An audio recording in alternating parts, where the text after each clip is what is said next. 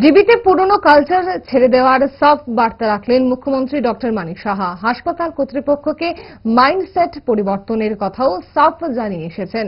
Corporate style অনুসরণ করার কথা বলেছেন মুখ্যমন্ত্রী। জীবী নিয়ে কি বলেছেন মুখ্যমন্ত্রী দেখুন।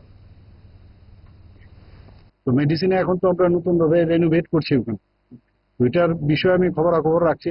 একদিন আসবো আবার মেডিসিনও কতটুকু হয়েছে, কতটুকু আগামী দিনে করতে হবে সেই বিষয়ে কথাবার্তা আছে অনেক জায়গায়। যেমন যেটা আমি প্রায়শই বলি যে জেনারেল হসপিটাল বা গভর্নমেন্ট হসপিটাল বলতে একটা মাইন্ডসেট থাকে, এটা এইরকম থাকবে, চেয়ার খারাপ থাকবে, কাপড় দিয়ে ঢেকে রাখবে ইত্যাদি। আমি এগুলো দেখেছি, যাতে এর থেকে প্রপারলি যেটাকে রাখার প্রয়োজন বর্তমানে কর্পোরেট স্টাইলে রাখতে হবে, সেটাই আমি আজকে বলেছি, যাতে সেইভাবে রাখা হয়।